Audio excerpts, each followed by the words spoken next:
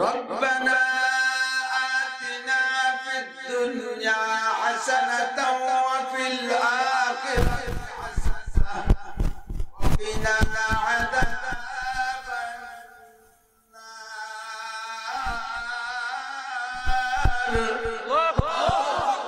আল্লাহ দুনিয়ায় শান্তি দাও, আখিরাতেও শান্তি। জানতো সবাই? মাঝে মাঝে আমি ছোটদের কাছে গজলে শুনি, কোন কোন মুরব্বীরা মুহাব্বতের সাথে গায়। আমি ওই গজলে তো প্রতিবাদ কি গায়? জাহান্নামের আগুন মাবুদ সইতে পারবো না,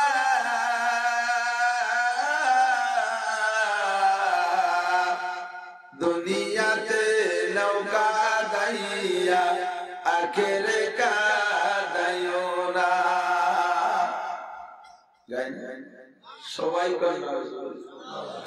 বুঝে শুনে কন্যা। আল্লাহ দুনিয়াতে নৌকা দাইয়া আখেরে কাদাইও না।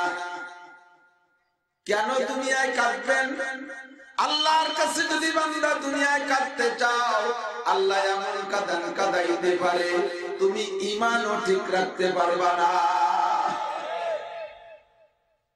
রোগে কাঁদাবে, শোকে কাঁদাবে, বিপদে কাঁদাবে, অর্থদণ্ডী দিয়ে কাঁদাবে, আল্লাহ পাক মালি মামলা দিয়ে কাঁদাবে, বিভিন্ন প্রকার কাঁদান কাঁদাইতে পারে আল্লাহ, তুমি কেঁদেও সারতে পারবা না বান্দা। বর্ণনাকারী সাহাবা বলেন, নবী পাক সাল্লাল্লাহু আলাইহি ওয়াসাল্লামের কাছে খবর আসছে, হুজুর আপনার এক যুবক সাহাবী অসুস্থ। নবী পাকের স্বভাব ছিল রোগী সংবাদ পাইলে হুজুর দেখতে যাইতেন। আমাদের অভিজ্ঞতা, যতবার নবী পাক রোগী দেখতে গিয়েছেন, আমরা অনেকেই সঙ্গে গিয়েছি। আজ এই রোগীটার খবর পেয়ে হুজুরের সাথে গেলাম। বুখারী শরীফের হাদিস। গিয়ে দেখি রোগীটা একজন যুবক, এমন অসুস্থ, ইসকাফাতা হাত্তা সারাকাল ফারা, রোগের কারণে, অসুস্থতার কারণে এমন নিস্তেজ হয়ে গেছে যেন নবজাতক বাচ্চা, পাখির বাচ্চা ডিম থেকে বের হইলে যেমন নরম থাকে, মুখের আওয়াজ বড় ছোট থাকে, ওই সাহাবার মুখের আওয়াজ ওইরকম ছোট হয়ে গেছে। কণ্ঠে কোনো আওয়াজ নাই, শব্দ নাই, চিলচিল করে কথা বলছে, আমরা পাশে থেকে শুনতে পারছি না। নবী পাক সাহাবার রোগ দেখা, অসুস্থ দেখে আমাদেরকে নিয়ে দোয়া করলেন, কিন্তু দুয়ার কোন ফলাফল নগদে আমরা দেখতেছিলাম না। অথচ নবী পাক যতবার কোন রোগী দেখতে গিয়েছেন, রোগীর পাশে বসে দোয়া করেছেন। মুস্তাজাবুদ দাওয়াত নবী, দোয়া করার সঙ্গে সঙ্গে রোগীর ভিতরে কিছু না কিছু পরিবর্তন আমরা দেখেছি। আজকে রোগীর জন্য দোয়া করে কোন উন্নতি অগ্রগতি নাই। নবী পাক সন্দেহ করলেন, আমি যার জন্য দোয়া করি সে নিজে আবার নিজের জন্য বদদোয়া করে কবুল করায় বসে আছে নাকি? কানের কাছে মুখ নিয়া, তার মুখের কাছে কান নিয়া নবী জানতে চাইলেন, ও আমার সাহাবী, আতাদুল্লাহ বিশাইইন আম তাসআলাহু, তোমার কি মনে পড়ে তুমি কখনো দোয়া মুদ্দাতের মধ্যে আল্লাহর কাছে কিছু বলেছো, তোমার মনে পড়ে? বলো তো কি বলছো, মনে পড়লে আমাকে একটু বলো। ফিসফিস শব্দে সাহাবী বললেন, ওগো আল্লাহর নবী, আমি জাহান্নামের বিশাল বর্ণনা আপনার থেকে শুনেছি। জাহান্নামের ভিতরে বিভিন্ন সেক্টর থাকবে, এই জাহান্নামীদের আযাবের কথা আমি শুনেছি। আপনি বলেছেন জাহান্নামীদের এক সেক্টরের ভিতরে আপনি গিয়ে দেখেছেন তাদের জিহ্বা আগুনের কেচি দিয়ে কাটতেছে ফেরেশতারা। আর এক সেক্টরের ভিতরে গিয়ে আপনি দেখেছেন বুতুলুহুম কাল বুয়ুত, তাদের পেটগুলো বিশাল বিশাল গোডাউনের মতো। বিহাল হায়াত তুরাবিল খারিজি বুতুনিহিম, বড় সাপ পেটের ভিতরে কলিজা কলিজায় বারবার দংশন করতেছে আর ওই লোকটা চিৎকার করে কাঁদতেছে। আপনি জিবরাইলকে জিজ্ঞেস করলেন, জিবরাইল মান হাউলাই আমা শানুহুম, এই মানুষগুলো কারা? এদের কলিজায় পেটের ভিতরে ভরা সাপে দংশন করে। লোকগুলো চিৎকার মারতেছে আর বলতেছে রব্বানা আখরিজনা মিনহা ফাইন উদনা ফাইন্না জালিমুন। আল্লাহ অন্যায় করেছি, ধরা পড়েছি। আল্লাহ দুনিয়ায় থাকতে বুঝি নাই, এখন বুঝে আসছে। আর একটা বার তুমি দুনিয়ায় পাঠিয়ে দাও, জীবনে কোনোদিন আর এই অন্যায় করব না। নামাজ সালিহান ইন্না মুকিনুন, নেক আমল করে আর ইয়াকিন হয়ে গেছে। আল্লাহ এমন করে চিৎকার মারতেছে, আল্লাহ পাক কোনো জবাব দিচ্ছেন না। নবী জিজ্ঞেস করলেন, জিবরাইল মান হাউলাই মা শানুহুম, এরা কারা? এদের এই অবস্থা কেন?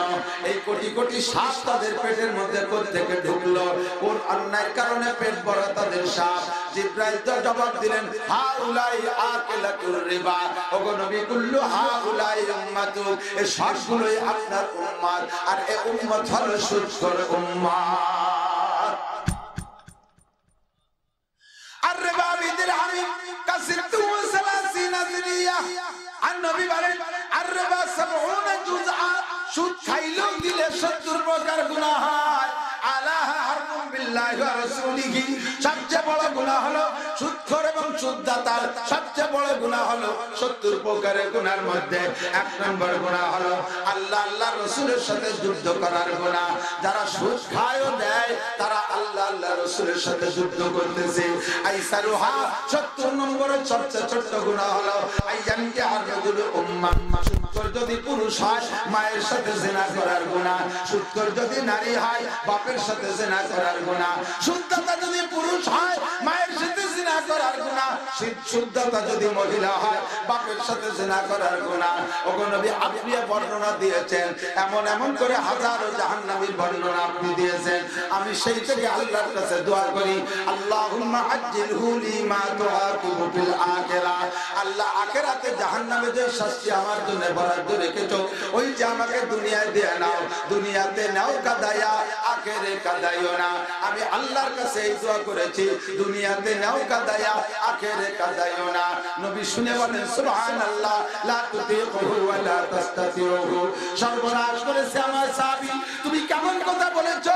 আল্লাহ যদি তোমাকে দুনিয়ায় কাদায়, জাহান্নামের যে শাস্তি তার কিয়দাংশ, সামান্য অংশ যদি তোমাকে দুনিয়ায় দেয়, এমন কাদা কাঁদবা বান্দা, সহ্য করতে পারবা না, ধৈর্য ধারণ করতে পারবা না, অবশেষে ঈমান পর্যন্ত ঠিক রাখতে পারবা না।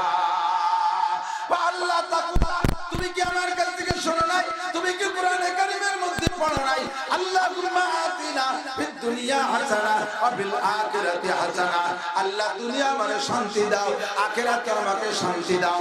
আমার আল্লাহর গোডাউন এত সংকীর্ণ নয়, আল্লাহর অ্যাকাউন্ট এত সংকীর্ণ নয়, আল্লাহর ব্যাংক এত ছোট নয় যে দুনিয়ায় আমাকে কোটি কোটি টাকা দিলে আখিরাতে দিতে আল্লাহ ঠকে পড়ে যাবে, আখিরাতে দিতে আল্লাহ অভাবে পড়ে যাবে। আল্লাহর গোডাউন এত ছোট নয়, দুনিয়ায় আমাকে না দুনিয়ার মধ্যে ভরে রাখলে আখিরাতে আল্লাহর গোডাউনে সংকট পড়বে, এমন নয়। জোরে বলেন ঠিক কি ঠিক না? সুতরাং আমি দুনিয়ায় কখনো কান্না চাবো না, দুনিয়ায় কখনো অভাব চাবো না, কাঁদবো গুনার ভয়ে। দুনিয়ায় আখিরাতের শাস্তিকে দুনিয়ায় আইনা, জাহান্নামের কষ্ট দুনিয়ায় আমি নিতে চাইবো না। আমি দুনিয়ায় অশান্তি চাই না, আখিরাতেও শান্তি চাই। জোরে বলেন ঠিক কি ঠিক না? ওয়াকিনা আযাবান নার, আর জাহান্নামের আগুন থেকে আমাকে নাজাত দাও, এই দোয়া তুমি করবা বান্দা। ও বান্দা, সকলেই শান্তি চাইবা, শান্তি সবাই চাও, শান্তি পাবা কোন জায়গায় সেখানে না যাও। তাহলে জীবনে কোনদিন অশান্তির দোয়া করবে? শান্তি চাই, সকলে বলেন শান্তি চাই। তবে শান্তি পাই কোথায়? আমি অনেকদিন আগে আমাদের বাংলার জমিনের একজন কণ্ঠশিল্পী আলেম মাওলানা আইনুদ্দিন আজাদের একটা সঙ্গীত শুনেছিলাম। আমি গজের মধ্যে গান গজল গাইও না, গাইতে পারিও না, বুঝিও না, পছন্দ করি না। তবে লোকটার ওই অংশটা আমি কালের সাথে মিল করে দেখি। উনি গাইতো, ও দেশের বাইরে বল না কোথা যাই রে, একটু শান্তি বলো কোথায় গিয়ে পাই রে। কথা বলেন ঠিক না? শান্তি শান্তির জন্য স্লোগান দিচ্ছ মুসলমান, কোথায় গেলে শান্তি পাইবা? বড় বড় নেতাদের পাইয়া তাদের পিছনে স্লোগান দাও। নির্বাচন সামনে আসলে বাংলার জমিনে লক্ষ লক্ষ জনগণ মুশরিক হইয়া যায়, মুশরিক হইয়া যায়, বেঈমান হইয়া যায়। স্লোগান দেয় আঞ্চলিক নেতা প্রার্থী একজনকে দাঁড় কইরা তার পিছনে আমরা স্লোগান দেই, বোতল ভাইকে দিলে ভোট শান্তি পাবে দেশের লোক। কথা বলেন, বলে কি বলে না? বোতল ভাইকে দিলে ভোট শান্তি পাবে দেশের লোক। বোতল ভাইয়ের পরিচয় গরিব দুঃখীর দরজায়, বোতল ভাইকে দিলে ভোট বোতল খাবে দেশের লোক। বোতল ভাই যেখানে আমরা আছি সেখানে। জোরে বলেন, বলে কি বলে না? হাজারো হাজার বোতল ভাইকে ভোট দিয়া দেশের যুবকরা বোতল খায়। গতকাল এক জায়গা থেকে মাহফিল করে আসলাম, সে জায়গা গিয়ে দেখি সমস্ত জনগণ আওয়ামী লীগের জনগণ দুই দিক হয়ে গেছে। এক শ্রেণীর পাঙ্কু 16, 18, 20, 22, 25, 30 বছরের যুবকরা সব একদিক চলে গেছে। নেতৃত্বাদের মমতাজ খাতুন, অপর দিকে একজন জেনারেল উচ্চ শিক্ষিত, একজন জেনারেল উচ্চ শিক্ষিত এবং রানিং চেয়ারম্যান ও স্বর্ণ পদক প্রাপ্ত চেয়ারম্যান। এই যত বুদ্ধিমান জ্ঞানী গুণী আলেম উলামা এবং ধর্মপ্রাণ মুসলমান আওয়ামী লীগ পছন্দী সবাই চেয়ারম্যানকে সমর্থন করে, আর যত পাঙ্কুরা সমর্থন করে মমতাজ নেই। কারণ মমতাজের বুকটা ফাইটে যায় গান শুনলে, যুবকদের করে যাও ফাইটে যায়।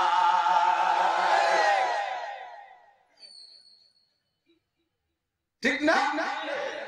বোতল ভাইকে দিলে বোতল খাবে দেশের লোক। বোতল চেনে? সেবে না? আরসি, কোকা-কোলা, মদ, গাঁজা, ফেনসিডিল, হিরোইনের বোতল। জোরে বলেন ঠিক কি ঠিক না? অবশেষে ভোট দিয়ে দেখি তার পিছনে স্লোগান দিচ্ছি শান্তির জন্য, সে নিজেই বা শান্তিতে। অবশেষে দেখি বোতল ভাই যেখানে আমরা আছি সেখানে। স্লোগান যারা দিছি তারাই আবার কই বোতল ভাই জেলখানায়, আমরা সবাই পায়খানা। কথা বলেন ঠিক কি ঠিক না? কত বড় বড় বোতল ভাইকে ভোট দিয়েছি, সব বোতল ভাই রমজানের আগে এতেকাফে বৈশা গেছে জেলখানায়। কথা বলেন, বলছে কি বসে নাই? রমজান লাগে নাই, রমজানের আগে জেলখানায় বৈশা গেছে। আল্লাহ কার যারে ভোট দিলি, যারে পিছনে স্লোগান দিলি শান্তির জন্য, সে নিজেই বলে শান্তি দেয়, তোরা কি করে শান্তি দেবে? কথা বলেন ঠিক কি না? শান্তি যদি পাইতে চাও দুইটা মার্কায় ভোট দাও। আল্লাহ কয় দুইটা মার্কায় ভোট দাও। শান্তি যদি পাইতে চাও, জোরে বলেন কয়টা মার্কা? শান্তি যদি পাইতে চাও, একটু স্লোগান দেন না। শান্তি যদি পাইতে চাও দুইটা মার্কায় দিলে ভোট। 1 নম্বরে নৌকা, 2 নম্বরে ধানের শীষ। তাহলে লাঙ্গল, দাড়িপাল্লা, কি কি মার্কা? 1 নম্বরে কোরআন, 2 নম্বরে হাদিস মার্কা। জোরে বলেন ঠিক না? 1 নম্বরে কোরআন মার্কা, 2 নম্বরে হাদিস মার্কা। প্রার্থী হলেন আল্লাহ, প্রার্থী হলেন মুহাম্মদুর রাসূলুল্লাহ সাল্লাল্লাহু আলাইহি ওয়াসাল্লাম। জোরে বলেন ঠিক না? দুইটা মূলনীতিও মাত্র দুইটা। আল্লাহ কয় ওয়ালা আন্না আহলাল কুরআন আমানু ওয়াত্তাকাউ। যদি সারা দুনিয়ার মানুষ ঈমানদার হয়ে যায়, আমার মূলনীতি দুইটা। 1 নম্বরে ঈমান, 2 নম্বরে তাকওয়া। যদি এই দুইটা মূলনীতিকে বাস্তবায়ন করো কুরআন মার্কায় ভোট দিয়া, হাদিস মার্কায় ভোট দিয়া, আল্লাহ পাক বলেন ওয়ালাউ আন্না আহলাল কুরআন আমানু।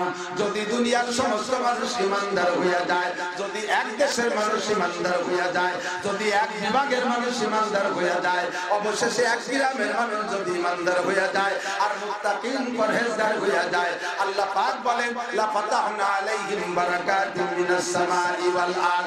আসমান আর জমিন থেকে শান্তি আর রহমত আর বরকত যত দরজা আছে আমি আল্লাহ তোমাদের জন্য খুলে দেব। আমার কাছে শান্তি চাইতে সবে বরাতে মুনাজাত করা লাগবে না, সবে কদর ধরে কান্নাকাটি করা লাগবে না, কাবার গিলাফ ধরে কাঁদা লাগবে না, মদিনায় যে নালিশ দেওয়া লাগবে না। আমি আল্লাহর ওয়াজিব করে নিয়েছি, বান্দা যদি আমারে দুইটা জিনিস দাও, এক নম্বরে ঈমান আর দুই নম্বরে তাকওয়া, এই দুইটা যদি তুমি আমাকে দাও, লা ফাতাহনা আলাইহিম বারাকাতিন মিনাস সামাই ওয়াল আরদ, আসমান জমিন থেকে যত শান্তি আর রহমত আর বরকতের দরজা আছে সব তোমাদের জন্য খুলে দেব। কোন সুবহানাল্লাহ। এ দোস্ত, শান্তি দুই জিনিসের নাম, জোরে বলেন কয় জিনিস? দুই জিনিসের নাম শান্তি। একটা হলো নিরাপদে বসবাস করা, নিরাপদ নিশ্চিন্তে বসবাস করা, আর একটা হলো জরুরি আসবাবপত্র সময় মতো পাওয়া। কারেন্টের দরকার, কারেন্ট সময় মতো পাইতেছি, পর্যাপ্ত সাপ্লাই হচ্ছে, কারেন্টের অ্যাভেলেবেল আমাদের কাছে উৎপাদন আছে, চাউলের দরকার বাজারে পাই, ক্রয় ক্ষমতার মধ্যে আছে, পোশাক আশাক কাপড় চোপড় গাড়ি বাড়ি দালান কোঠা, আমার নিত্য প্রয়োজনীয় যা কিছু আছে সবকিছু পর্যাপ্ত পরিমাণ পাওয়া এবং ক্রয় ক্ষমতার মধ্যে থাকা, এর নাম হলো রুজি। আর একটা হলো নিরাপদ শান্তিতে বসবাস করা।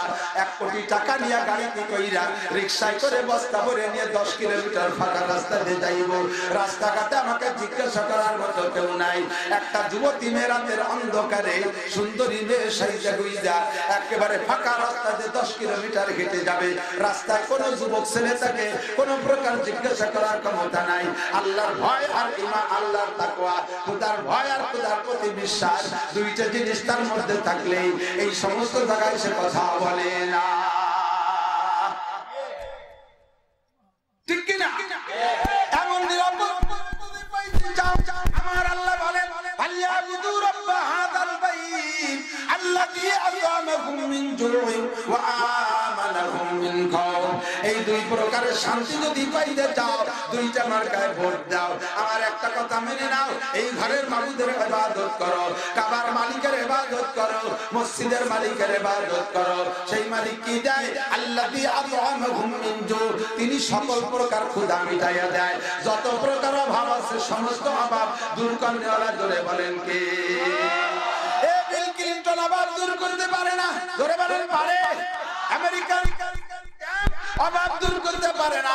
ওরে ভারতের প্রেসিডেন্ট কি বলা হয়, কি নাম, নরেন্দ্র মোদী, সে দূর করতে পারে না। ভারতে বার্মার প্রধানমন্ত্রী, বার্মার নেতা অং সান সুচি দূর করতে পারে না। বাংলাদেশের নেত্রী বেগম হাসিনা দূর করতে পারে না। বেগম খালেদা জিয়াও শান্তি দূর করতে পারে না, অভাব দূর করতে পারে না, কারণ তারা নিজেরই সকলে অভাবী। কথা বলেন ঠিক কি ঠিক না? যে খায়, যে চায়, যে প্রার্থনা করে, সে চিরকাল অভাবী। আমার আল্লাহ খায় না, আমার আল্লাহ মুনাজাত করে না, আমার আল্লাহকে কাছে ঠেকানা কুল হুয়াল্লাহু আহাদ আল্লাহুস সামাদ লাম ইয়ালিদ ওয়া লাম ইউলাদ ওয়া লাম ইয়াকুল লাহু কুফুয়ান আহাদ। আমার আল্লাহ এক, ছেলেও নাই, মেয়েও নাই, মাও নাই, বাবাও নাই, খায়ও না, পরেও না, জন্ম নেয়ও না, জন্ম দেয়ও না। আমার আল্লাহর কোনো অভাব নাই, আল্লাহর কোনো প্রার্থনা নাই। এমনই ব্যক্তি সমস্ত মানুষের অভাবীদের অভাব দূর করার যোগ্যতা রাখে। ঠিক কি না?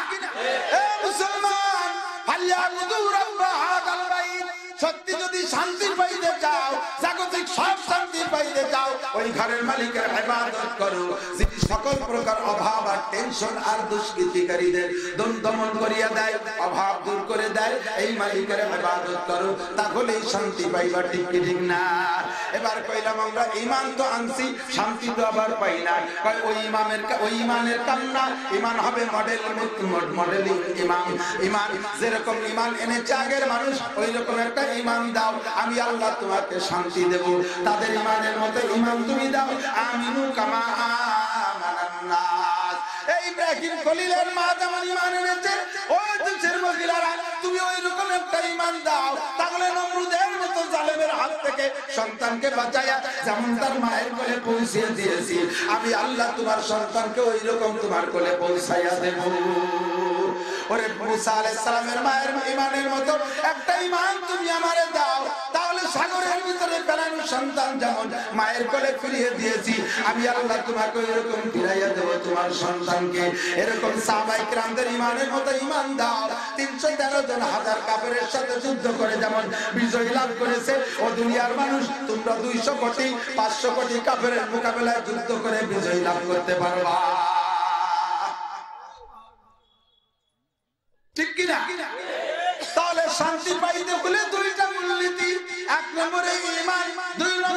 তাকওয়া।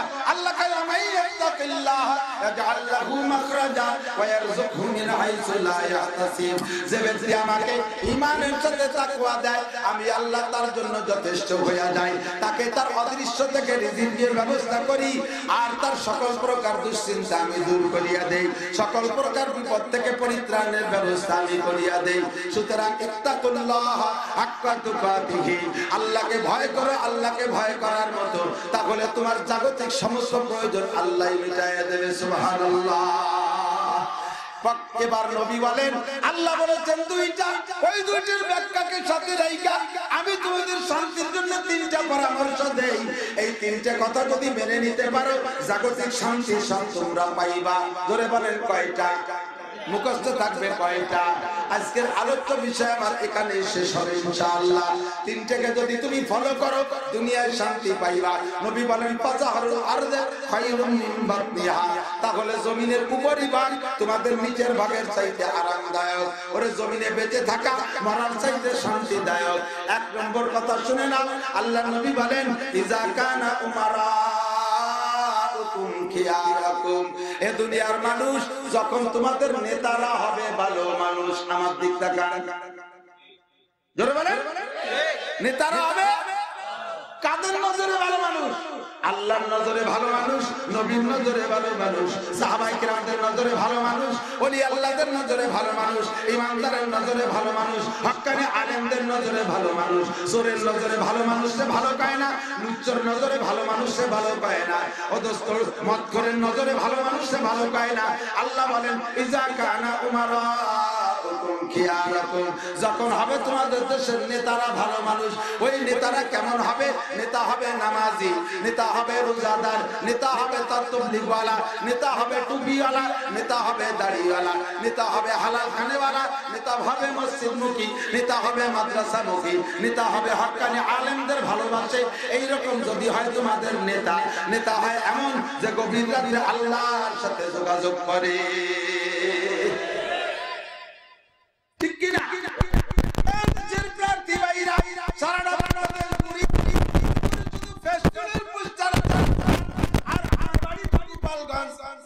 মুহূর্তে মুহূর্তে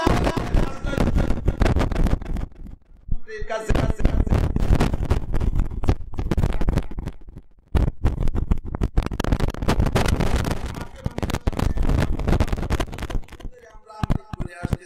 আমাকে নমিনেশন দিতে হবে। বিভিন্ন গুণক্ষেত্রে করেছে নমিনেশন, যারা নমিনেশন প্রার্থী একেবারে সংসদ পর্যন্ত, তাহলে তোমরা প্রার্থনা করো, তাহলে পদে যাও, নইলে তুমি যেখানে আছো সেখানে থাকো। খলিফাতুল মুসলিমিন ওমর ইবনে খাত্তাব রাদিয়াল্লাহু তাআলা আনহু মসজিদে নববীর ভিতরে জুমার দিন বয়ান দিচ্ছিলেন। বয়ানের ভিতরে ওই দিন যারা আছে তাদেরকে তাক করে উনি বলতেছেন আনসিবু তুনসাবু, তোমরা ইনসাফ করো,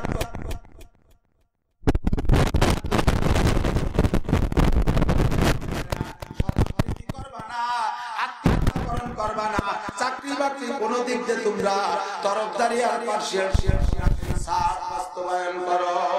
খলিফাতুল মুসলিমিন প্রায় অর্ধ পৃথিবীর 2/3 রাষ্ট্রের এত বড় রাষ্ট্রের প্রেসিডেন্ট হযরত ওমর ইবনে খাত্তাব, যার রাষ্ট্রের আয়তন ছিল 2,40,00,000 বর্গ মাইল। জোরে বলেন সুবহানাল্লাহ। 2,40,00,000 বর্গ মাইল একটা রাষ্ট্রের প্রেসিডেন্ট হযরত ওমর মসজিদে নববীর ইমাম জুমার দিন খুতবার ভিতরে বয়ান করতেছিলেন। ইতিমধ্যে মাঝখানে একটা লোক দাঁড়িয়ে বলতেছে ইয়া উমর সাহ, ওমর আপনি চুপ থাকেন, এই বক্তব্য আপনার জবানে শোভা পায় না, আপনার মুখে এইটা শোভা পায় না। যখন বলছে ওমর তুমি চুপ থাকো, যেই ওমরের নাম শুনা শয়তান পর্যন্ত ভাই সাথী সাথী পালায়, যেই ওমরকে দেখা সিংহ পর্যন্ত ভয়তে পালায়া যায়। এই ওমরের সামনে জুমার দিন আঙ্গুল উঠিয়ে বলে ওমর আপনার মুখে এই বক্তব্য শোভা পায় না, ইনসাফের বক্তব্য আপনি চুপ থাকেন। হযরত ওমরের ইহমারাত ওয়াজহু ওয়ান্তাফাকাত আওজাজুহু, চেহারা লাল হয়ে গেছে, গলা ফুলে গেছে, ওমরের মিজাজ আগুন হয়ে গেছে। আমার মুখে কেন বক্তব্য শোভা পায় না? তাকে যখন ধমক দিয়েছে হযরত ওমরের ছেলে আব্দুল্লাহ ইবনে ওমর রাদিয়াল্লাহু তাআলা আনহু পিছে এসে কয় আব্বা জান ধমক দিয়ে কথা বলবেন না।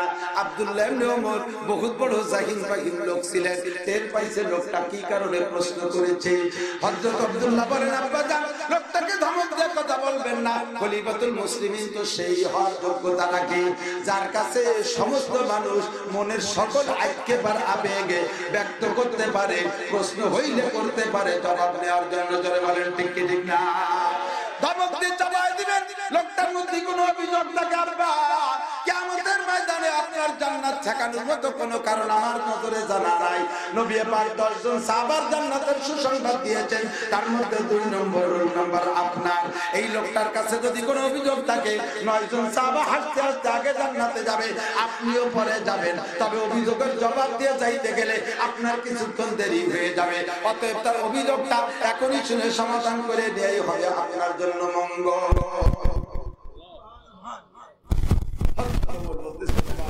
আমার মেজাজ তো গরম হয়ে গেছে, আমি আর জিজ্ঞেস করার মতো মেজাজ আমার নাই। তুমি জিজ্ঞেস করে তার অভিযোগ কি? হযরত আব্দুল্লাহ জিজ্ঞেস করেন, ভাইরে তুমি আমার আব্বাকে বক্তব্য বন্ধ করার জন্য বললে, তোমার কাছে কি অভিযোগ আছে? লোকটা বলতেছে, ভাই আব্দুল্লাহ গত শনিবারে তোমার আব্বা বাইতুল মাল থেকে রিলিফের কাপড় বিতরণ করেছে। কাটা কাপড়, পিস কাপড় বহির্বিশ্ব থেকে আসছে, যেমন সাইজ আসছে সেরকম এক একটা কাপড় আমাদের সকলকে দিয়েছে।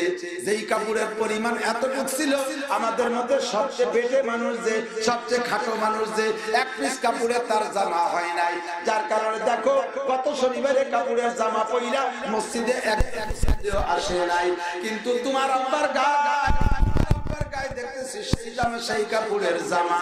আমাদের মধ্যে সবচাইতে লম্বা খলিফাতুল মুসলিমিন হযরত ওমর, তোমার আব্বা সবচেয়ে লম্বা। এই লম্বা মানুষটার গায়ে ওই এক পিস কাপড়ের জামা হয় নাই। নিশ্চয়ই উনি প্রেসিডেন্ট, নিশ্চয়ই উনি খলিফাতুল মুসলিমিন, বিদায় 2 পিস কাপড় নিয়েছে।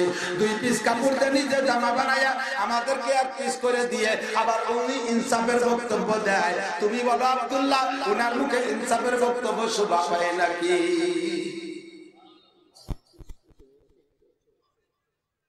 হযরত আব্দুল্লাহ বলে, আব্বাজান লোকটার অভিযোগ সত্য, আমি জানি আপনি 2 পিস কাপড় দিয়ে জামা বানাইছেন। ওই লোকটার অভিযোগ সত্য আব্বা, আপনি 2 পিস কাপড় দিয়ে জামা বানাইয়া সবাইকে এক পিস দিয়ে আবার ইনসাফের বক্তৃতা দেন, কথা তো সত্য, আপনার মুখে শোভা পায় না।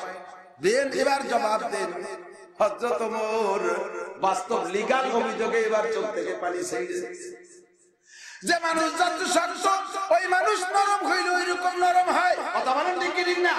যেই মাটি যত শক্ত, এঁটেলে মাটি শক্ত বেশি, বৃষ্টি নামলে আগে গলে নরম হয়ে যায়। বালু মাটি ওড়ে, বাতাসে ওড়ে, কিন্তু বৃষ্টি পড়লে জমাট বাইধা যায়। যে মানুষগুলো যত শক্ত মেজাজের, ওয়াজ শুনলে ওই মানুষগুলো তত তাড়াতাড়ি নরম হইয়া যায়। হযরত ওমর এবার বোকার মতো ফেলফেল করে কাঁদতেছে, 2 চোখ বেয়ে পানি, দাঁড়িয়ে বুক ভেসে যাচ্ছে, কাঁদতে কাঁদতে কথা কইতে পারে না। আব্দুল্লাহ কয়, আব্বা কাঁদেন কেন? জবাব দেন। ওমর কয়, আমার পক্ষ থেকে জবাবটা তুমি দিয়ে দাও, আমি বলতে পারতেছি। হযরত আব্দুল্লাহ বলে, ভাইরে তোমার আব্বার অভিযোগ সঠিক, তোমার অভিযোগ আমার আব্বার বিরুদ্ধে সঠিক।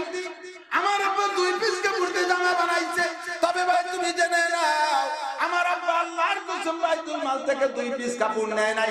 আমার আব্বা 1 পিস কাপড় নিয়েছে খলিফাতুল মুসলিমিন প্রেসিডেন্ট হয়েও। তবে জামা বানাইলো কিভাবে?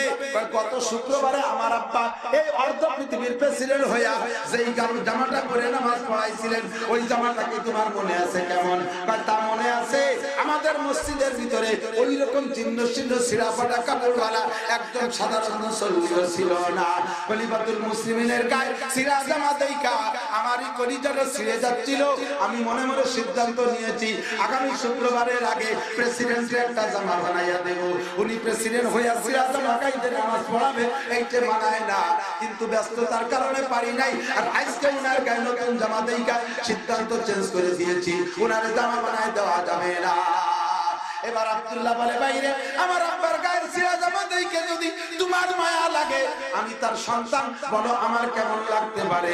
আজকে আমি জানি বিভিন্ন প্রদেশ থেকে গভর্নররা আসবে, এই গভর্নররা আসবে দামি দামি পোশাক পরিরা, প্রেসিডেন্টের গায়ে ছিঁড়া জামা আমি সহ্য করতে পারবো না।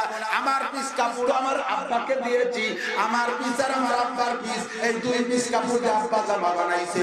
আল্লাহর কসম আমার আব্বা বাইতুল মাল থেকে দুই পিস কাপড় দেয় না।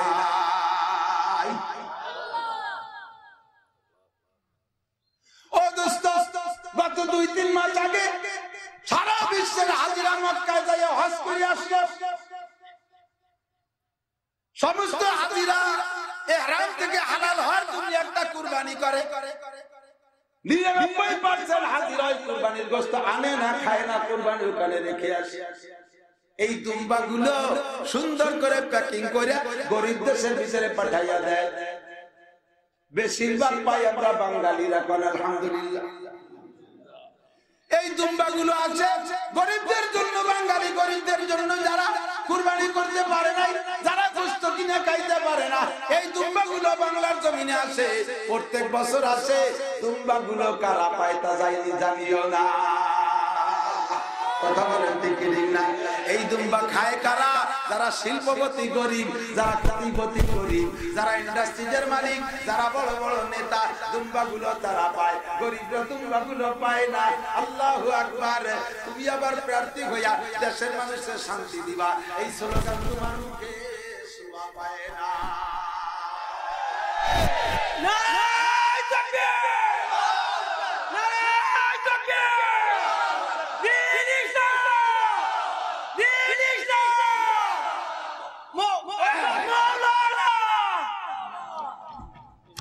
আল্লাহ এদিক থেকে ভাই শান্তি যদি পাইতে চাও, একমাত্র আল্লাহর কুরআন মার্কায় ভোট দাও, তাহলে শান্তি। জোরে বলেন ঠিক কি ঠিক না?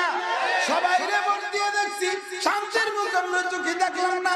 আমি গেছি মাগুরায় ওয়াজ করতে, মাগুরায় যাইয়া আসার পথে এক জায়গা চার দোকানে দাঁড়াইছি।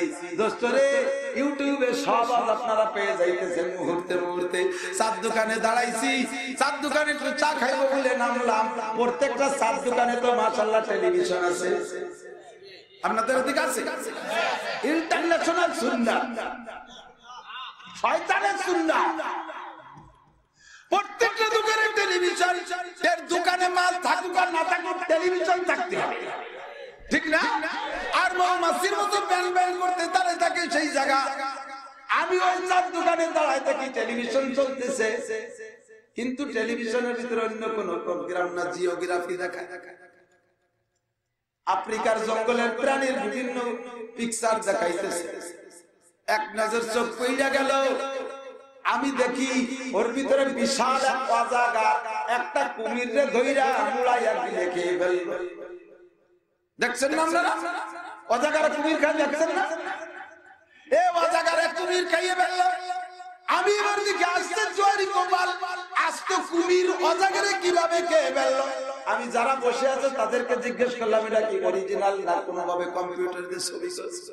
ওরা কয় হুজুর অরিজিনালি খেয়ে ফেলাইছে। এমন একজন মুরব্বী বুড়ো ওই জায়গায় বসা, উনি আমারে ধমক দিয়ে কয় বাবা তোমার বাড়ি কোন জায়গা? আমি কইলাম আমার বাড়ি গোপালগঞ্জ। কয় না তোমার বাড়ি গোপালগঞ্জ না। আমি কই এই যে আমার আইডি কার্ড আছে। কয় যত আইডি কার্ড থাকে তোমার বাড়ি গোপালগঞ্জ না। আমি বললাম কি করে অস্বীকার করেন? কয় গোপালগঞ্জের ওইরকম বোকা হয় না। গোপালগঞ্জে এক মহিলা সারা বাংলাদেশকে কিভাবে কৌশল করে চালাইতেছে, আর গোপালগঞ্জের এত বড় বোকা। এই কুমিরি অজাগার কাজ তুমি মেনে নিতে পারতিস না মিয়া? আমি বললাম যে চাচা কি কন্ট্রোল কিছু বুঝিনি। আরে মিয়া আমাদের বাজারে সরকার 3টে পাকা পায়খানা দিছে, 1 লিটার তা খাই দেবে। 3টে পাকা পায়খানা, বাজারের পাকা পায়খানা একজন মানুষে গিলে খেয়ে বেড়া দিতে পারে, আর অজাগারে কুমির খাবে। এই যে আসছে তুমি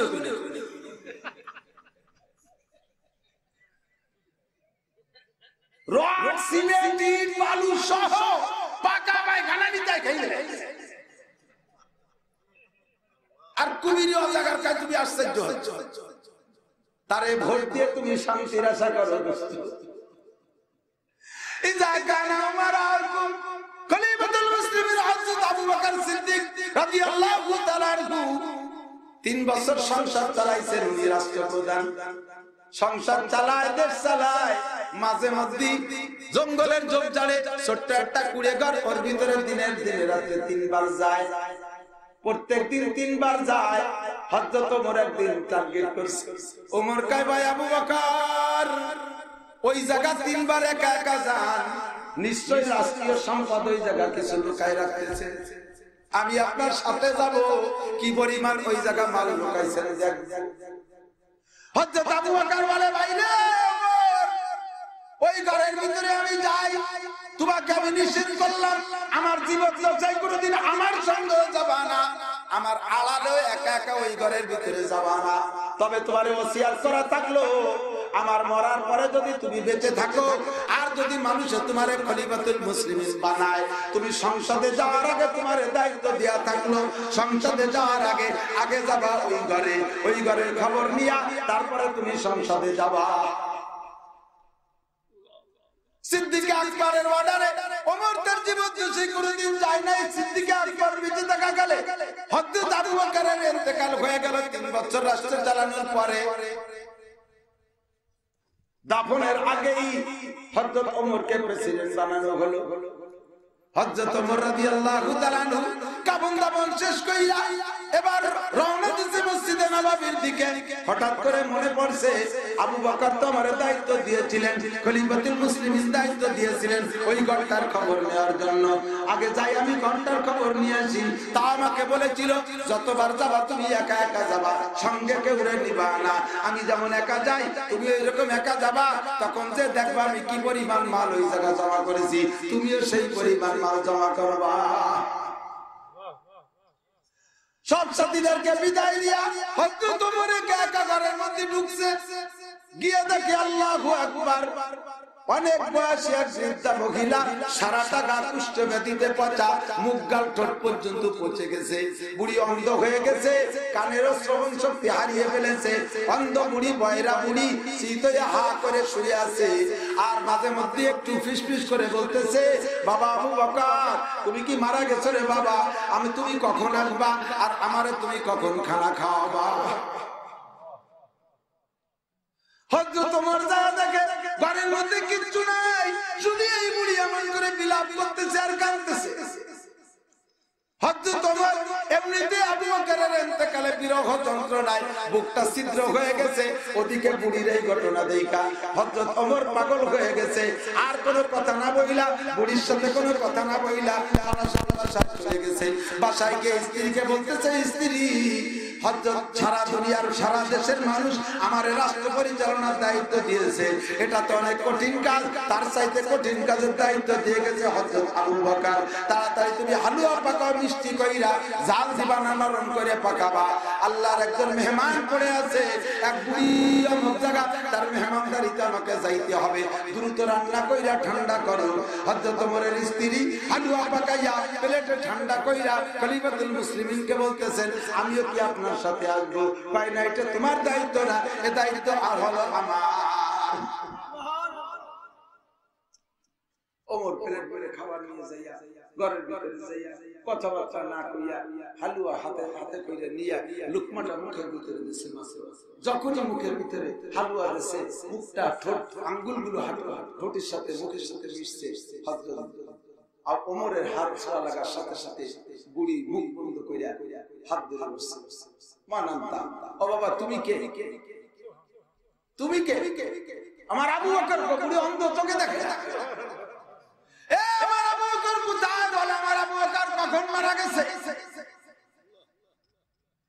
হযরত ওমর বলতেছে বুড়ি চিৎকার করে বলতে বলে বুড়ি মা তুমি কি করে বুঝলে এটা ওমরের হাত, এটা আবু বকরের হাত না? বুড়ি বলতেছে বাবা আমার আবু বকরের খানা পরিবেশন আর এই খানা পরিবেশনের ভিতরে আসমান জমিনের পার্থক্য হয়ে গেছে।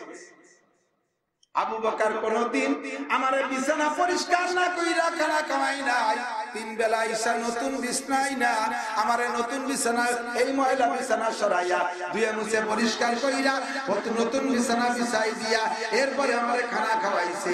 ওরে প্রথম সময় হাত দিয়ে খাওয়াইছে, এরপরে যখন আমি মুখে রোগ আরো বেড়ে গেছে, মুখের ব্যথা বেড়ে গেছে, হাত দিলে আমি মুখে ব্যথা পাই, তাই আবু বকর তার নিজের জিহ্বাটারে চামচ বানায়া ওই চামচের ভিতরে জিহ্বার মধ্যে হালুয়া রাইখা আমার এই পচা মুখের ভিতরে জিহ্বা ঢুকাই দিয়া সুরসুর করে খানা ছাড়ে, তারপরে আমি খানা খাই।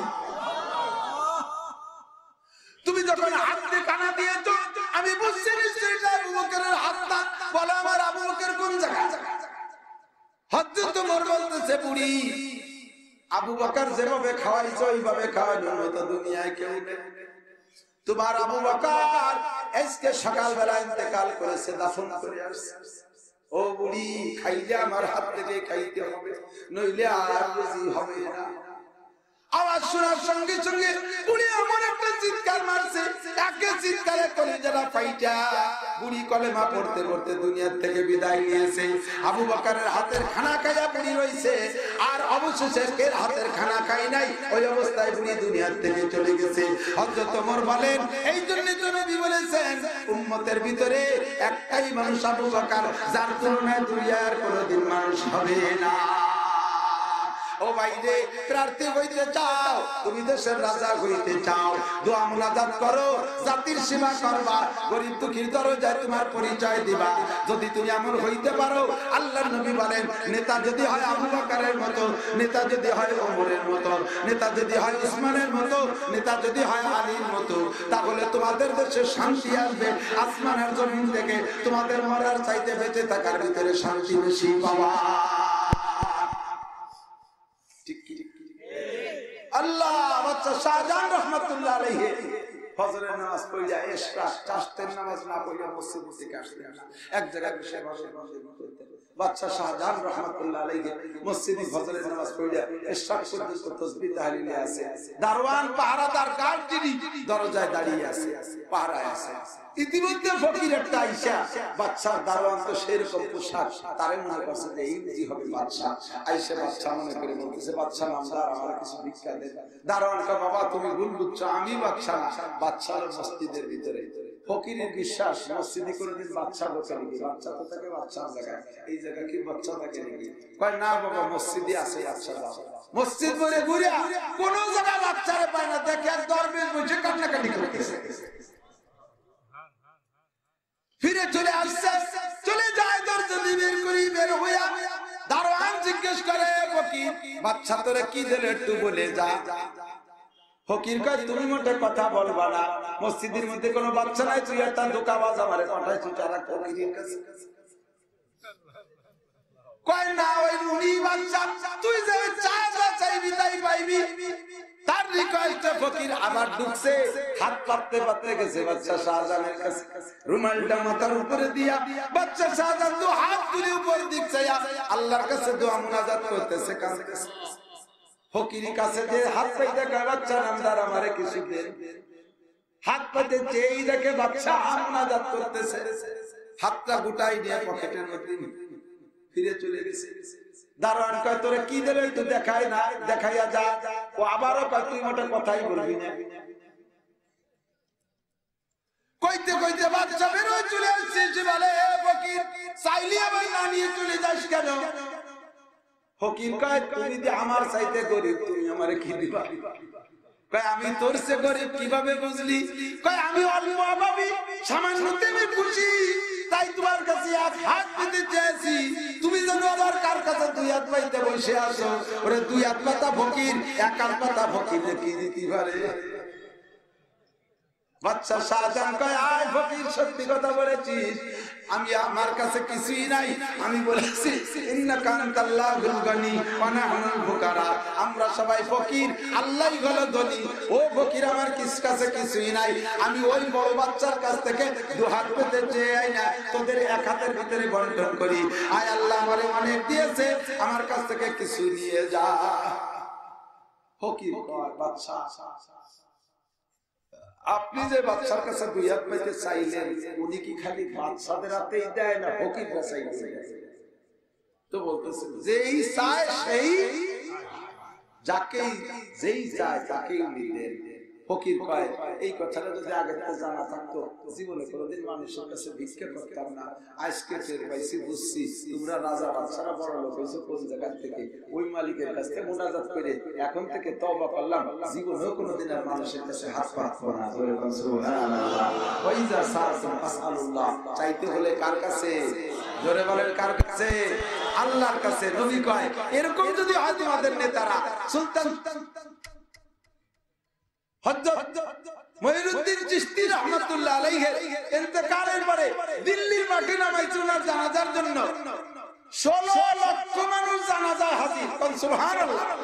এ ভাই সেই জামানার 16 লক্ষ মানে এই জামানার 16 কোটিরও বেশি। মিডিয়া নাই, যোগাযোগ ব্যবস্থা নাই, ফোন টেলিফোন নাই, মোবাইল নাই, যানবাহনের সুব্যবস্থা নাই। 16 লক্ষ, তার মধ্যে খাজা মুঈনুদ্দিন চিশতির চেহারা লাল দেইকা 1 লক্ষ হিন্দু ওই জায়গায় কলেমা পড়ে মুসলমান। চেহারার ভিতরে এমন একটা নুরানি প্রকাশ। জানাজায় ঘোষণা হলো, মুঈনুদ্দিন চিশতির ছেলে দাঁড়িয়ে ঘোষণা দিচ্ছেন, আমার আব্বাজি আমার ওসিয়ত করে গেছে, আব্বাজির জানাজার ইমামতি করবে ওই ব্যক্তি যার মধ্যে 3টে গুণ আছে। কয়টা গুণ? 3টে গুণ। 1 নম্বরের লোকটা জীবনে কোনোদিন নামাজ ফরজ হওয়ার পরে তাকবীরে উলা ছোটে নাই, তার এক ওয়াক্ত। 2 নম্বর আসরের আগে 4 রাকাত ক্বাবলা আসর সুন্নাত ছোটে নাই। এই 2 নম্বর গুণ থাকতে হবে, দুইটাই থাকতে হবে। 3 নম্বর গুণ থাকতে হবে ইচ্ছাকৃত বড় কোনদিন কবিরা গুনাহ করে না। একবার ঘোষণা হলো, কোন মানুষ আসে না। 2টা আছে তো 3টা নাই, একটা আছে তো 2টা নাই, 3 গুণে মোটে মিলাইতেই পারে না। 2 বার ঘোষণা হলো, তাও কোন লোক বেরিয়ে আসে না। উলামায়ে কিরাম বললেন ভাই আর ঘোষণা দিয়েন না, এই গুণের মানুষ যদি এখান থেকে বের না হয় তাহলে লোকজন বুঝবে জানাজার ইমাম নাই, জানাজা হবে না, ছত্রভঙ্গ হয়ে যাবে। তাৎক্ষণিক আবার কেউ পরামর্শ দিলেন, এমন যোগ্য মানুষ যদি এর মধ্যে নাই থাকবে হযরত এরকম ওসিয়াত করে যাইতে পারতেন না। কথা বলেন ঠিক কি ঠিক না? নিশ্চয় লোক আছে, দিয়ে দেন ঘোষণা। 3 নম্বর বার ওনার ছেলে বললেন, ও ভাই এই যোগ্য মানুষ কে আছেন যার মধ্যে 3টে গুণ আছে? লক্ষ জনতার কষ্ট হইতেছে, আব্বাজির কষ্ট হইতেছে, তাড়াতাড়ি জানাজা করাইয়া দেন, দাফন করাইয়া দেই। 3 গুণের অধিকারী কে আছেন? প্রত্যেকবার ঘোষণা দেয়, একটা লোক একেবারে জানাজার লাশের সামনে সিনা বরাবর দাঁড়িয়ে আছেন। লোকটা মাথা নিচু করে শুধু কান্দে, কোন লোক এদিক ওদিক তাকায়, সব লোক এদিক ওদিক তাকায়। দেখি ইমাম বের হয় প্রত্যেকে, উনি কোন দিক তাকায় না, উনি নিচের দিক তাকায়, শুধু কান্দে। 3য়বার ঘোষণা হওয়ার পরে ওই লোকটা ওখান থেকে উঠে আইসা মুঈনুদ্দিন চিশতির গলা জড়াই ধরিয়া গালে 2 চুমো খাইয়া এবার বলতেছে, হযরত গুণ 3টে আপনার থেকেই অর্জন করেছিলাম, আপনি বলেছিলেন আমল কইরা প্রকাশ করবে না, আজ পর্যন্ত দুনিয়ার কোন মানুষ জানে না, আপনি আজকে লক্ষ মানুষের ভিতরে আমারে কেন প্রকাশ করে দিলেন? এই অভিযোগ কানের কাছে শুনাইয়া জানাজার ইমামতি করলেন। জানাজার নামাজ হইয়া গেল। লোকটা কে? এই লোকটা কোন মাদ্রাসার মুহাদ্দিস না, এই লোকটা কোন মাদ্রাসার শাইখুল হাদিস না, নামদারি কোন প্রসিদ্ধ পীর না। তৎকালীন উপমহাদেশ ভারত, বাংলাদেশ, পাকিস্তান, বার্মা, শ্রীলঙ্কা, মালদ্বীপ মিলাইয়া যখন ছিলেন উপমহাদেশ, একটা রাষ্ট্র ছিল, এই দেশের নাম উপমহাদেশ বলে বলা হইতো। এই বিশাল দেশের প্রেসিডেন্ট, তৎকালীন প্রেসিডেন্ট সুলতান শামসুদ্দিন আলতামাশ রাহমাতুল্লাহ আলাইহি।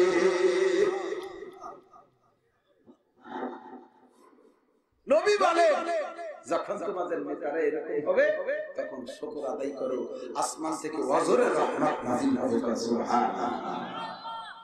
2 নম্বরে শান্তি পাইতে হলে দিক তাকাও, ওয়াগনিয়াকুম সুমহাকুম, তোমাদের দেশের ধনীরা যদি হয় দানবীর, ধনীরা যদি যাকাত সঠিকভাবে আদায় করে, নড়াচড়া হবে না দোস্ত।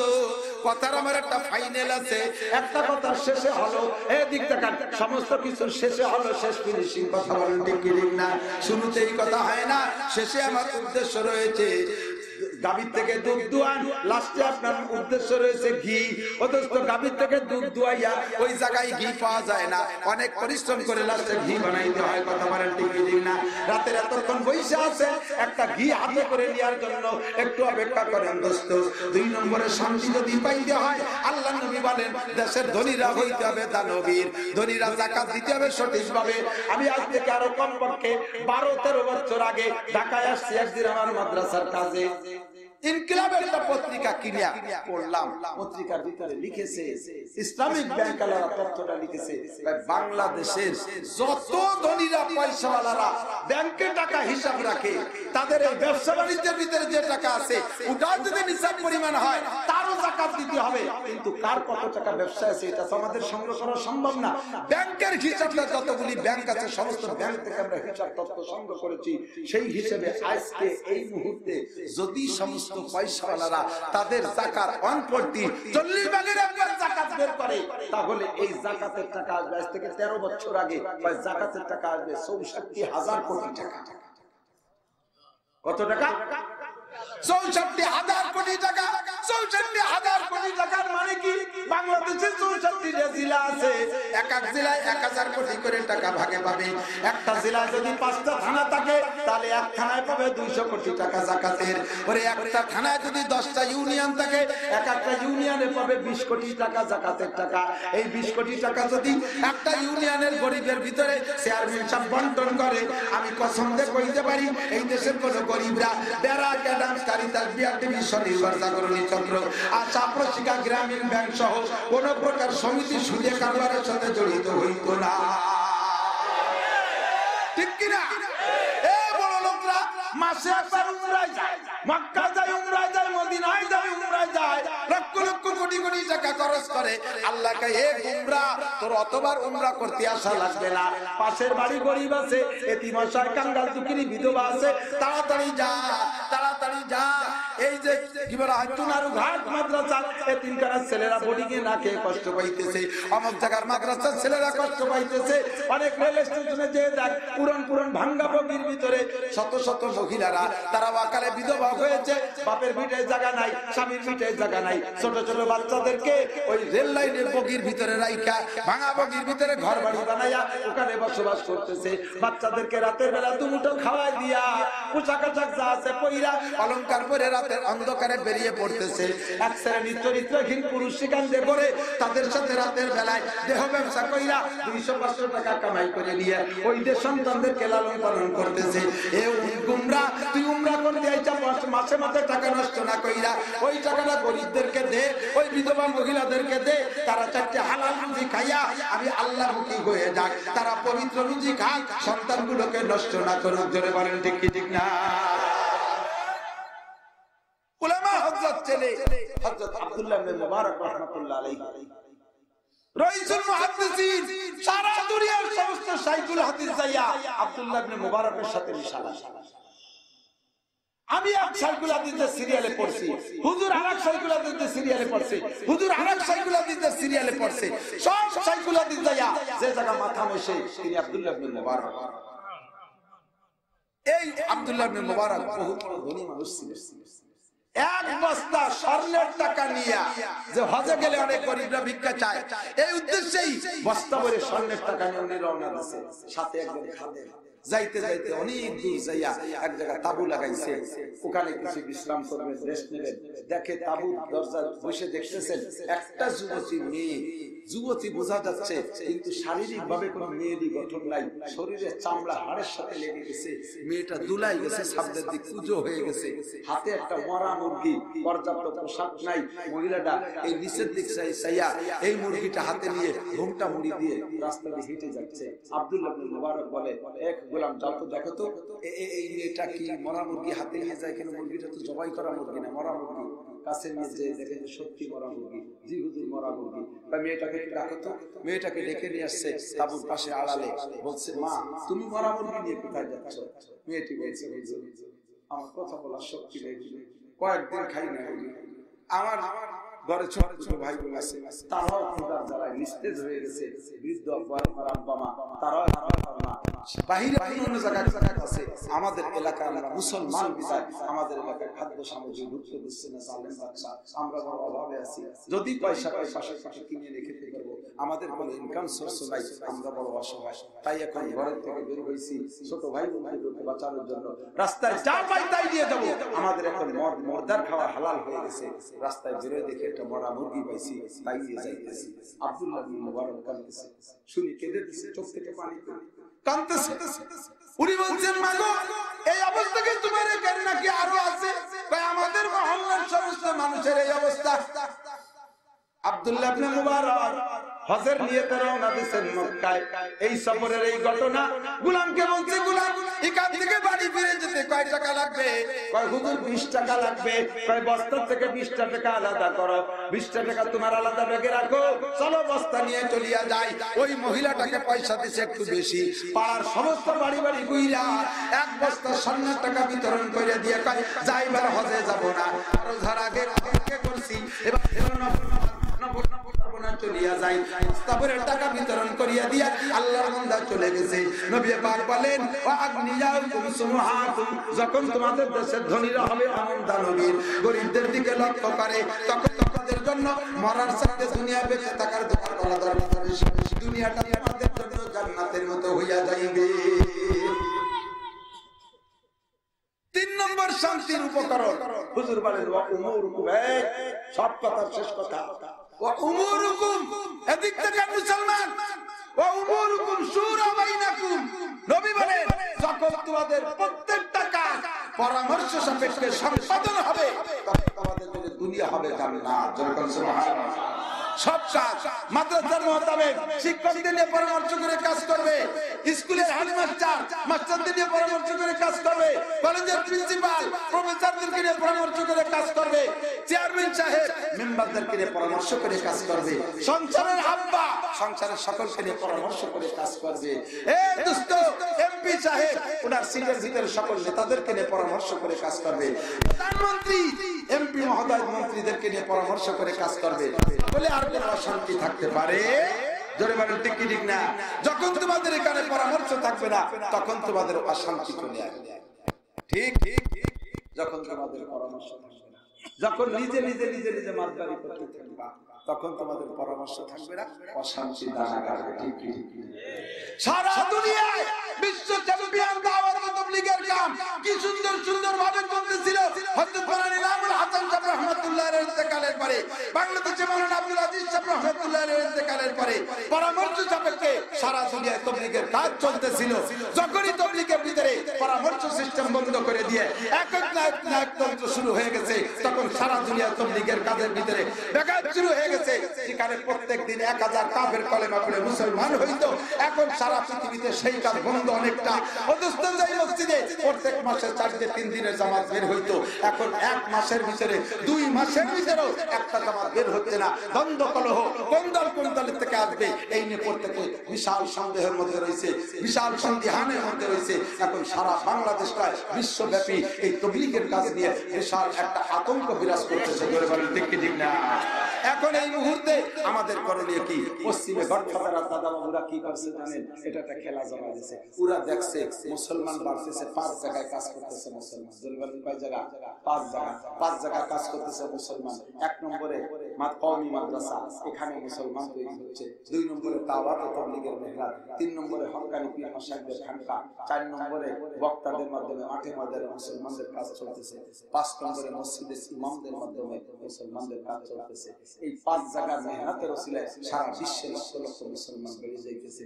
আগের জরিপে মুসলমান গোটা দুনিয়া মানুষ ছিল 600 কোটির একটু বেশি, তার ভিতরে মুসলমান ছিল মাত্র 100 কোটি। দ্বিতীয় জরিপে সারা দুনিয়া মানুষ ছিল 700 কোটির কিছু বেশি, তার ভিতরে মুসলমান হয়েছে বর্তমান জরিপে 200 কোটি। সুবহানাল্লাহ। ওরা এখন দেখছে মানুষ সারা দুনিয়া যা বাড়ছে মুসলমানই বেড়ে গেছে। এত মুসলমান বাড়লো সিস্টেম কি কোন কারণে? 5 জায়গার মেহনতের কারণে। তার ভিতরে সর্বশ্রেষ্ঠ মেহনত হলো দাওয়াত ও তাবলীগের মেহনত। এর কারণে মুসলমান বেড়ে যাচ্ছে। তাহলে তবলিগের কাজকে না ঠেকাইতে পারলে মুসলমান বানানো ঠেকানো যাচ্ছে না। তবলিগের কাজে কিভাবে ঠেকানো যায়? এমন একটা খেলা জমাই দিতে হবে যেই খেলার কারণে মসজিদের মুসলমানের বৃদ্ধি, তবলিগের কাজের ভিতরে ব্যাঘাত সৃষ্টি হবে, মুসলমান আর বাড়বে না। মাঝে মধ্যে আপনারা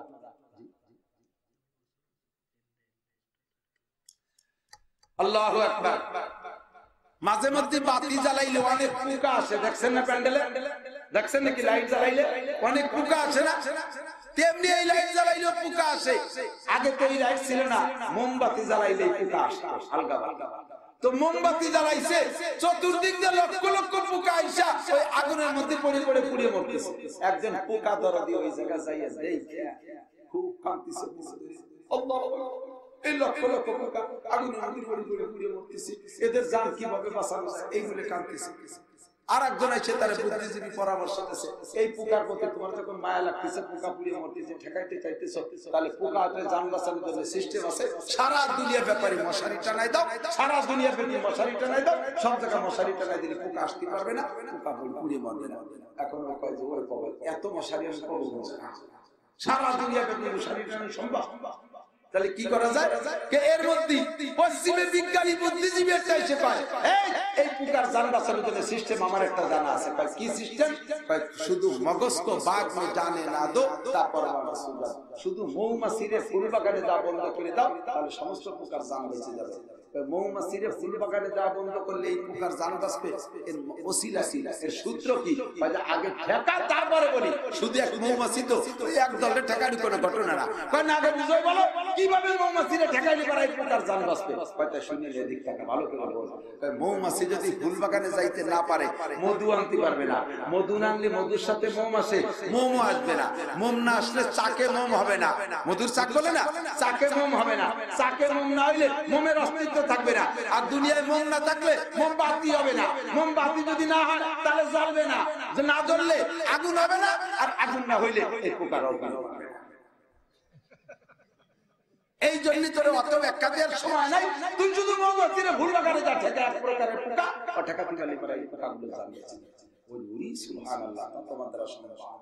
সেম কোয়ালিটি ওই জায়গা থেকে এরা বের করছে বুদ্ধি, যে এই 5 জায়গায় ধর্মের বাতি জ্বলতেছে, 5 জায়গার সাথে পারা যাবে না। এই 5 জায়গার এক জায়গা কোন জায়গা, সেই জায়গায় হাত দাও। ওই এক জায়গা বন্ধ করতে পারলে সব বন্ধ হবে, সেই জায়গাটা কোন জায়গা? এবার খবর নিয়েছে তবলিগ জামাতের আমির সাহেবের নাম কি? হযরত মাওলানা জুবায়ের। তবলিগ জামাতের আমির সাহেবের নাম কি? বিশ্বব্যাপী মাওলানা সাদ সাহেব। মাওলানা সাদ সাহেব এই সারা বাংলাদেশে এই যে পীরগিরি বড় সবচেয়ে নামদারি কে? মাওলানা ফজলুল করিম। উনি কি? উনি মাওলানা ফজলুল করিম। এই ওয়াজ করে এই হুজুরের নাম কি? মাওলানা আফামা খালেদ, উনিও মাওলানা।